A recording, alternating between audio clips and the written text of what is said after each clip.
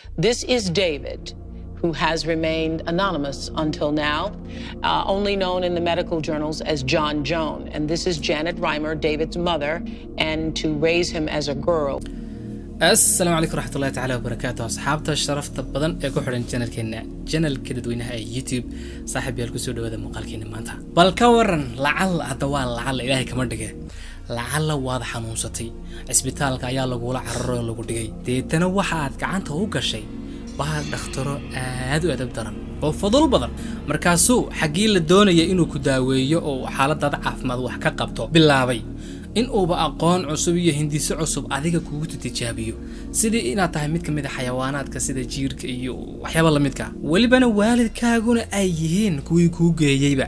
kuwii oo galaaday inuu sidoo raba ka yeelo adiguna awood iyo tabar midna milihid ilma yar oo saqiir oo baby oo sabi ayaa tahay horta ilaahay subhanahu wa ta'ala wuxuu inoo abuuray lab iyo dhidig si aynu u tarano aynu u badano adduunyadana aynu baaqi ugu sii ahaano muuqaalka saaxiibayaal waxaan ku soo qaadan doonaa arrin aad u layaab badan oo qabsatay wiil miskiin ah oo ku soo koray shakhsiyad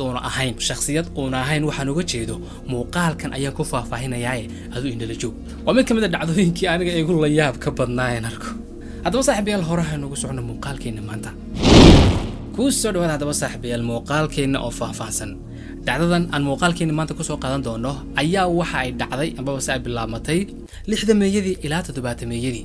waana waqtigii ay edeb darrada iyo waxyaabaha akhlaaqiyadka ka baxsan ay ka bilaamayeen wadamada reer galbeedka waxyaabaha maanta iska caadiga ah xataa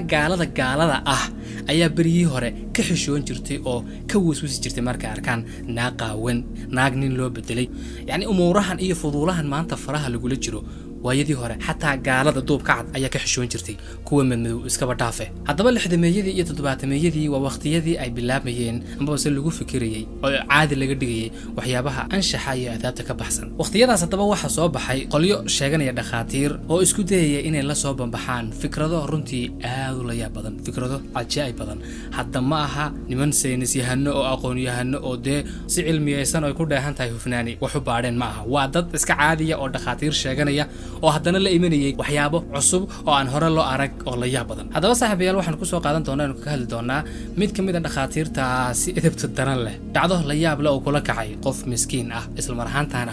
uu seejiye uu sinasee ka dhigay muddadii uu qofkaasi dunida ku soo noolaa saaxiibayaal muuqaalkeena maanta waxa uu ku saabsan yahay ambaba saynu kaga hadli doonaa dhacdo qabsatay wiil lagu magacaabo David Reimer sanadku markuu ahaa 1965 ayaa waxa dhashay laba mataan ah oo lagu kala magacaabo Brian iyo Bruce Reimer inkastoo Bruce markii dambe magaca laga bedelay oo loo bedelay magaca David mataanaan ayaa haddaba bilowgoodii waxay ku dhasheen normal dabiici bila mashaakil yani caadi hase ahaatee markii ay jireen 6 bilood xaaladoodii ayay wax iska bedeshay oo waxa dhacday in ay labadoodiiba ay kaadida ku dhigto bilowgii hore kaadida ayaa dhibaysa inay soo dhaafto ilaa markii dambe ayba soo dhaafi weyday arrintaasi oo waalidiinta mataanahaasi ku kaliftay inay dhakhtarka geeyaan si xaaladooda loola tacaalo haddaba sanadda markay ahayd 1966 caruurtii markii dhakhtarka la geeyay ee dhakhaatiirtii xaaladooda caafimaad fiiriyeen dhakhaatiirtii waqtigaasi isbitaalkaasi ku sugnaa waxay isku afkarteen caruurtaasi inay u baahan yihiin qalliin hase ahaatee fikrad waqtigaasi cusbeyd ayay la yimaadeen fikradaasi oo ahayd in ayagoo isticmaalaya koronto ay ka gubaan qaybo kamid ah jidhka ilmahaasi yar si ay kaadidu u soo dhaafto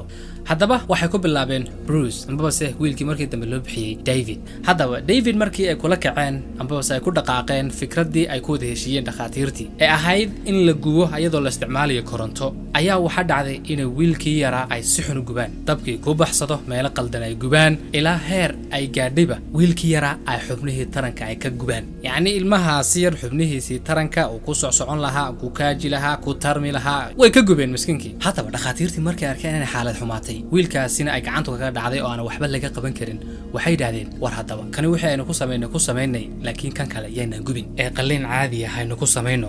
marka Brian isaga qalliin caadi ah ayay u sameeyeen qalliinkii caadiga ahaa ee la jeexayay ee la tolayay ee deenu wada naqaanay ayaa lagu sameeyay ma sha Allah normal caadi ayuu noqday kaadida dhibaysa istaagisiyo wixiina caadi ay noqdeen oo si caadi oo normal ah ayuu isaga kaadinay laakiin miskiinkii yaraa David ayay galaafteen arrinta hadaba argagaxa iyo xanuunka ku noqotay waalidiintii dhashay wiilkaasi yar ayaa waxay ahayd akhbaartii ay waqtigaasi dhaqaatiirtu u sheegeen waxay ku yiraahdeen David mustaqbalkiisa dhanka jinsiga sidaas ayaa ugu dhamaatay oo wax ma dhali doono sababtoo ah waxay ka gubeen ka dileen xubnihii taranka waxay yiraahdeen arrintiisa annagu sidoo kale waxba kama qaban karino farahanaga waa ay ka baxday arrintiisa wiilkaas hadaba waalidiintani intii waalidnimo ay awoodi kareen way dadaaleen meel kasta oo far loogu fiiqo leeyahay dhakhtaraya joogan waa ay geeyeen hase ahaatee waa ay ka quusteen oo dhaqaatiirtii ay u tageen gabi ahaanba waxay ku dhahdeen waanu ka xunnahay arrinta wiilkaaga waxba kama qaban karino hadaba arrintii ayadoo sidaas tahay wiilkii loo xaalaa yahay arrimo wuxuu yihiin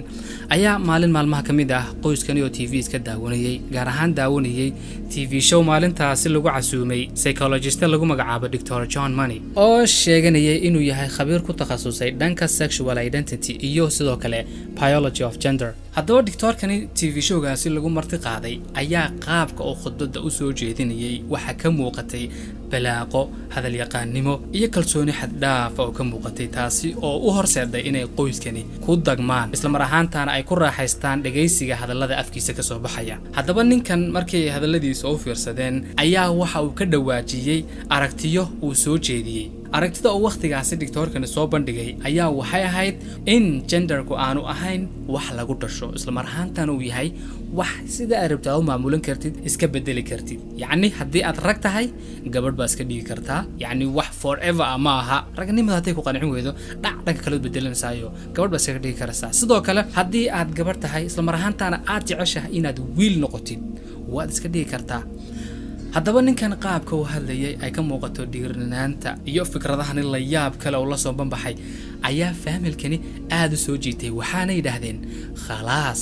hadda ayaad u hesheen wiilkiina yar solutionka Dr. John Money hadalladii uu ka dhawaajiyay isla mar ahaantaana ay waalidiinta wiilkani ay ku dagsoomeen runmoodeen ayaa waxa kamid ahayd waxa uu yiri arrimaha genderku ma khuseeyaan wax hormoonaad iyo waxaasi oo dhan ma khuseeyo qofka hormoonaad baa maamulo oo maskaxdiisa sidani waxaasi oo dhan halka iska dhigayo yiri ilmaha yari yaraantiisa waa qaabka loo soo koriyo iyo waxa laga dhaadhiciyo haddii ilmaha yari laga dhaadhiciyo marka uu saaw dhashay isagoo wiil ah gabadh baa tahay oo qaabkii gabadhnimada loo koriyo oo gabadh lagu soo dhex koriyo khalaas wiilkaasi gabadh ayuu noqonayaa oo raganimadii iyo waxani halkaas ayuu kaga imanaya sidoo kale gabadhana iyadoo yar hadii lagu soo qanciyo inay nin tahay sidaas ay ku weynaanaysaa markay weynaatana sidii nimanka kale ay u dhaqmaysaa gabdhaha ay jeclaanaysaa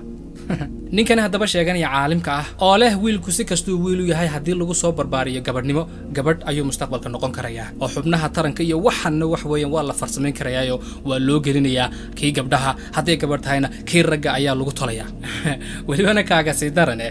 doctorkani leeyahay Dr. Money waqtigaasi waxa uu ahaa nin activist ah oo dhaqdhaqaaqa dhanka qolyaha caalamada ama qoomuluudka saanin noocaas lagu kalsoonaan karayaa ka horeysa waalidiintii markii ay daawadeen Dr. John Money iyo waxani uu ka sheekaynayo waxay sidaaden khalaas hadda ayuunba jawaab u hesheen xaalka wiilkiina yar solutionkii hadda ayaad hesheen isla markiiba waxay la xiriireen Dr. John Money iyagu isla mar ahaantaana la wadaagay xaalkii wiilkooda yar iyo wixii kula gudboon ay sameyn lahaayeen iyo sidii wax looga qaban lahaa ninkii waxa uu ku yiri dhib ma laha waan isla fiirinaynaa bal horta ay keena waqtigaasi ninkani waxa uu ku sugnaa dalka Mareykanka qoyskana waxay ku noolaayeen Canada ayay ka wadeen wiilkii yaraa sanadku markuu ahaa 1967 ayaa waxay u geeyeen Dr. John Money dhakhtarkii uu ku sugnaa doctorkii markii uu xaalka wiilkii yaraa arkay aad ayuu u farxay waxa uu yiri hadda ayaaba lagu keenay jiirkii aad ku baroobayn lahayd fikradan cusub ee la timid qoyskii horta waxa uu ku yiri waxba dhanka kharashka ka warwarina si mooda dawacnimo ayaan arinta wiilkiina wax uga qabanaya idinku ducada soo badiyay isoo duceeyo idinku yaa ninku wacnaaya waxa wacnaana ninkan fikrad kale ayuu ka damacsan yahay oo waxa uu doonayaa inuu ilmaha yar ku barbarto miskiinka yar ee dhibaataysan ay dhaqaatiir kale hore ugu soo ciyaareen ayaa haddana ninkan kale edebta daran lala soo doontay de waalidiintiisuna wiilka yar xumaan kama ay ahayn waxay islahaayeen maadaama uu ninkan sheegay ilmaha yaraantiisa hadii lagu barbaariyo gabadhnimo inuu gabadh noqonayo ninkan waxa ka qabtaba gabadh haba laga dhigo annaga waxa noo muhiimsan inaan aragno ilmahaasi yar oo caafimaad qabo orday oo wiil amba gabadh wuxuu doonayaa ka orday wuxuuna waalidiintii horta ayaga niyad ayuu u dajiyay waxa uu ku yiri arinta wiilkiina ha ka warwarina meel fiican ay hada keenteen aniga ayaa shaqo fiican ka qabanaya wiilkiinu waa badbaadaya wiilkiina waxaan u bedelaynaa gabadh xataa lacala hadiiba ay dhacdo gabadhaasi in mustaqbalka ay uur yeelan weydo laakiin waxa uu noqon doona aan ku hubaa gabadh dabiici oo sida gabdhaha kale u nool alaabihii dumarka ayaanu wiilka u samaynaynaa gebi ahaanba raganimadii waynu ka bedelinaa ya sidii gaari la kala bedbedeliyo kale ilmaha yar xubnaha taranka waynu ka bedelinaa tii dumarka ayaynu ku rakibaynaa ilmaha yar caadi ayuu noqon doonaa mustaqbalka ya si fiican meela socotaan hadda so okay maaha wallahi okayna maahe waalidiintii ninkii doctorka ahaa way la qaateen haddii ay sidaa tahay oo wiilkanaga aad gabadh rasmiya ka dhigaysid waynu ogolahay ka dhig bay ku dhahdeen shaqadiisii iyo haddaba fikradihiisii waalida ahaa ayuu bilaabay inuu ku baroobeeyo ilmahaasi yare sabiga sidii yacni xayawaan oo kale jiir oo kale haddaba wiilkii yara ayaa waxaa bilaabay in loo sameeyo xubnaha taranka ee dumarka sidoo kalena muddo badan lagu wado oo lagu diro cirbado dhanka hormoniska waxa uu qoyskii ku yiri wiilkiinu hadda waa gabadh magacii raganimada David iyo waxaas ka bedela magac gabadh u bixiya sidoo kale mar waliba waxa uu doctorkani ku sameyn jiray caruurtan yar fikrado la yaab leh sida inuu caruurta intuu hortiisa keeno yiraahdo labadooduba qaawiya marmarka qaadi kana labadoodu qaabiya ay soo hor istaajiya aniga in muddo saas ah la waxay ka qaadayaan dhiirigelin sidoo kalena waxa ku degaya oo ay ku qancayaan gabadhnimada ya caruurta dharka dhankaasi bi soo harstaaji dadna waxa niyadooda galaysa inay gabadh yihiin oo yaani fikrado waaliye haddaba wiilkii yara magacii waa laga bedelay magac gabdheed ayaa loo bixiyay waxay bilaabeen qoyskii inay wiilkii yara ka qariyaan asal ahaanba inuu ahaan jiray wiil ya ilmaha yar sabi isagoo yar oo naqan ayaa hawsha lagu bilaabay moogtahay markii uu weynaadayna arrimaha iyo wixii waaba laga qariyo waxa lagu qanciyay inuu gabadh yahay dharka gabadha ayaa loo xiri jiray gabdhaha ayaa la dhaxgelin jiray sidii gabdhaha ayaa mar waliba loola tacaamuli jiray laakiin wiilka yar ayada oo uu ogeyn inuu asal ahaan wiil ku dhashay ayaa mar waliba haddana gudihiisa waxa uu ka dareensanaa inuu wiil yahay dareenka ay wiilashu dareemaan oo kale ayuu dareemi jiray mar waliba uu gabdha raaco oo uu gabdha dhaxgeliyo oo dharka gabdhaha loo xiro ma aanu dareemi jirin gabadhnimo mar waliba waxa uu dareemi jiray cidhiidhi iyo inuu yahay wax aanu ahayn wiilkii yara markii dambe berinta ayaa loo bixiyay magacii Davidnimada magacii raganimada ee David waa laga bedelayba haddaba wiilkii yara nolosha ayaa ku adkaatay dibna waxa uu ka ogaaday kii yara markuu garaadeystay in uu yahay wiil original ahaan inuu dhashay wiilnimo sababtoo ah ninkani dhakhtarka ah ayaa mar waliba xaaladihiisa dadka la socotiin jiray TV-yada ayuu soo fadhiisan jiray asagoo isla mar ahaantaana ku faanaya aqoontiisa iyo hindisaha uu la yimid iyo sida ay u shaqaysay fikradii cusbeed uu la yimid ee ahayd in qofka noocu doonaba ahaadee yaraantiisa lagu barbaarin jinsigii ahaa jinsi ka dugan wiilkii yara mar waliba uu TV-ga ka arko oo arko xaaladihiisa oo laga hadlayo ayadoo la sawirayo dharkii dumarka lagu sawirayo waxa uu gebi ahaanba ciil u qaaday noloshiisa qaabka uu nool yahay iyo sidoo kale doctorka wiilkii yara cuqdad nafsi ah ayuu qaaday war waxan anu ma ihi anu wiil baan ahay doctoro dibka iga daa raganimadeedii ii soo celi yani wiilkii yara ciil oo isnacay waxa wiilkii yara ka sii xanaajisay ee nolosha nacsiisay habdhaqanka doctorkan sidoo kale ka yara maskaxiyan tacbaan ayuu noqday waa u daalay doctorkan mar waliba soo bandhigaya ee dadka kala fiiri fikradeedii way shaqaysay wiilka yar sidan ayuu barigoor ahaan jiray isagoo soo qaadanaya sawiraantiisii hore imikana sidan ayaan ka dhignay asagoo soo qaadanaya sawiraantii dambe uu ka qaaday wiilkii yara adduunyada horteeda ayuu ku fadeexadeeyay iskuul hadduu tago caruurtii yaryareed baa ku qosqoslayso ku dheeldheelayso oo leh hayaay war waa kii raganimada laga kaxeeyay dumarnimada loo geeyey sababtoo ah mar waliba doctorkan waalan ayaa TV-ga la soo taagan sawiraantiisii oo leh markii hore wiilkan ayuu ahaa imikana gabadhan ayaanu ka dhignay wiilkii yara horta doctorku wax allaaliya wixii cilmi u hayay oo dhan waa uu ku sameeyey cirbado waa uu ku duray daawooyin waa uu siiyey wax allaale wuxuu ku sameyn karayo waa uu ku sameeyay haddana istiilka yari waxa uu gudaha ka dareemayay inuu yahay wiil iskuulka marka uu joogo haddii lagu xadgudbo oo lala dagaalamo waa isku celin jiray sida ragga ayuu dagaalami jiray wiil yar hadduu isku walwaalo oo caayo waa ka gegan jiray sida ragga ayuu dagaalami jiray yacni habdhaqankiisu geed ahaanba waxa uu ahaa wiil muuqaal ahaan marka la fiiriyo waa gabadh hase ahaatee habdhaqankiisu istiil waa sida wiilasha waxba iskama bedelin hadduu wiil yar isku walwaalo waa uu la dagaalamayaa feed buu ka gelinayaa waxyaabaha ay wiilashu jecel yihiin ayuu jecel yahay laakiin doctorkan ayaa ciilay haddaba wiilkaasi yar miskiinka ahay xaaladaasi adag ee rafaadka badan ee caruurta ku caayinayaan ee uu niyad jabsan yahay ee uu doctorkanna ka naxayno hawlihiisa iyo tijaabooyinkiisa uu mar walba ku fulinayo ayuu in muddo isaga noolaa ilaa iyo inta uu ka weynaanayay haddaba wiilkii markii uu weynaaday waxa uu bilaabay in shaqadii ugu horreysay uu qabto ahayd inuu isku dayo inuu nin caadi ah oo noqdo maadaama uu gudaha ka dareemayo ninkani inuu nin raga yahay waxa bilaabay horta inuu qashinka ku daro daawooyinka iyo wixii uu ninkii xumaa u soo qoray inuu gabi ahaantooda daadiyo sidoo kalena uu iska soo xaadho iska soo daadiyo waxyaabihii uu feedhaha ugu ururiyay uu yiri waa wixii dumarka ee soo taaya waa iska daadiyay iska soo saaray yani feedhahan waxaan laga soo saaray aan ku sheegayo dhawaaq lagu dhawaaqo ma lahayn waa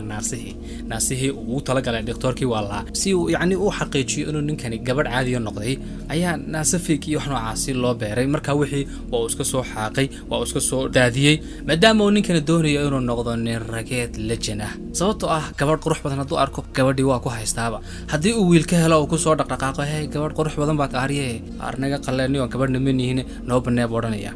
marka ninkani asaga ah maadaama raggi wax dareen oo aanu hayn oo gabdhihii dareen u hayo oo gudihiisa ka dareemayo inuu nin raga yahay waxa uu bilaabay inuu wadadii raganimada toos ugu soo wada dhaco maadaama uu ka farabaxay awoodii waalidiintooda iyo dhaqtarkii xuma dhakhtar ayuu tagay qalliino kala duwan ayuu maray xubnihii taranka ee ragga ayaa ugu dambeyn adigu loo sameeyay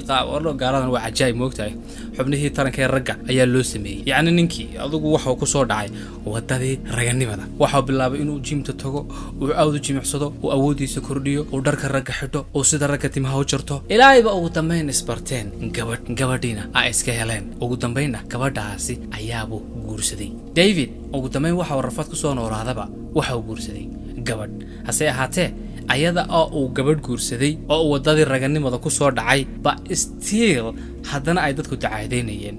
ragga ay wada shaqeeyaan in yar haday isqabtaan ariyaha kii naaga hamaanad ahayn baa loo dhanayaa waa la flagadeynaya kii TV-da aanu ka arki jiray ee nooca hamiyanad ahayn xagada anagana isaga hay dhigaysaa nin rag yani ninkii still dhibtii yaraantiisii weli waa daba socotaa waa mid dharbaaxadeeda uu ka soo kabsan laayahay haday noqoto la dhaqanka ragga iyo inuu ka soo dhex muuqdo oo soo dhex kala golayaasha ay raggu fadhiya ma awoodi karayo ninkan waa nin dumar ku soo dhex jiray waqtigani uu gabadha guursanayay waxa ahayd 1990kii waxaana gabadha lagu magacaabay Jim ugu dambeyn waxa gabadhaas u dhashay 3 caruur ah sababaha keentay inaanay dadku wali ilaawin oo meeshu tagaba ay dadku ku dacaydeeyaan rafaadiyo waxa sabab u ahaa ninkaasi dhaqtarka ah oo aan wali ka hadhin oo TV-yada ka soo muuqanaya oo ku faanaya ninkaasi ayaan raganimadii ka bedelay oo gabadh ka dhignay ninkaasi yaraantiisii oo kaliya kaga maano daba hadhin oo xataa asaga oo weynaaday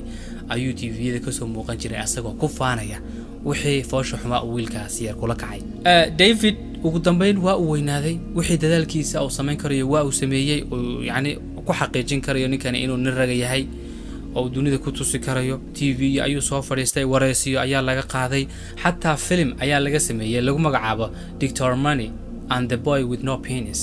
wiilkii waxa uu rafaadkaasi isaga noolaadaba noloshii ayaa ku qadhaadhatay xaalkii ayaa xumaaday aad ay runtii nolosha u dhibsaday sababtoo ah dadaal kasta waa uu sameeyay waxa uu arkay inaanay waxba isbedelayn oo una si sax ah u noolaan karin meel kasta oo tago dacaayad hadal hayn kalsooni darro ninkii asaga ahaa sanadu markay ahayd 2004 waxa uu go'aan ku gaadhay inuu gabi ahaanba intuu gaari yar qaato magaalada isaga baxo magaalada cidhifkeeda meel bannaan ah ayuu tagay gaarigii ayuu ka soo degay baskoolad ayuu la soo baxay deetana bartaa gadhka hoosteeda ayuu isaga qabtay halkii ayuu isku toogtay oo isku dilay kadib markii uu adkeysan waayay noloshaasi qaraar ka badan ee uu ku soo noolaa ee uu intaasi oo sano islahaa mar uun ayaad ka bixi doontaa oo nin raga noqon doontaa lagu aqoonsan doonaa inaad nin raga tahay markii uu ogaaday inaanu waxba ka qaban karin noloshii ayuu dhibsaday waxa uu yiri waxba kuma taraysi noolaansho adiga oo naftaada dhaafiyo mooyaane bal hada fiiri rafaadka inta ileeg oo wiilkaasi soo maray waxa sabab u ahaa nin sheeganay dhaqtar oo doonayay inuu xaqiijiyo oo dunida u muujiyo aragtidiisa waalan uu la soo banbaxay ayaa galaafatay nolosha wiilkaas ilaahay subxaanahu wa ta'ala bini aadamka waxa uu abuuray fi ahsan taqween abuurtaan kii ugu quruxda badnaa ilaahay waa maqaldame qof waliba sidoo ilaahay subxaanahu wa ta'ala u abuuray ayuu sax ku yahay in lagu yiraahdo sidii imka caruurta iyo gaalada wax ka dhaadhicisaayo ayay waxa laga yaabaa inaad jir qaldan ku dhex jirtid hadda waa wiil baa la odhanayaa jir qaldan baad ku dhex jirtaa niyoon adigu asal ahaantaada gabadh baa tahay waxan yani adigaan arkaya gabadhaa tahay laakiin jirkan ii muuqda ayaa kii ragga ood ku soo dhex qaldantay oo asal ahaan waa inaad gabadh noqotaa gabadh nin ku dhex nool ma jirto nin gabadh ku dhex nool ma jiro waxaasi waa huuha iyo film iyo sheeko abuuritaanka ilaahay in la farageliyo maaha sidoo ilaahay ku abuuray waa tahay ku qanacsanow waxaanigu kale waa khayaal iyo dad doonaya fikradooda inay ka dhaadhiciyaan ay gudbiyaan oo u gudbiyaan dadka. bal adiga su'aalan ku weydiiya ninka doctorka ah hadii uu ka helo ilaahay kama dhigin oo adiga soo taagan bi alxamdulillah hadiiba ay dhacdo inuu ku soo marayo xaalka uu wiilkaas soo maray sidee ayaa sameyn lahayd ma wadada wiilkaasi maray ayaad mari lahayd mise bini aadamka dhigaad ka furaysan lahayd waa iska noolaan lahayd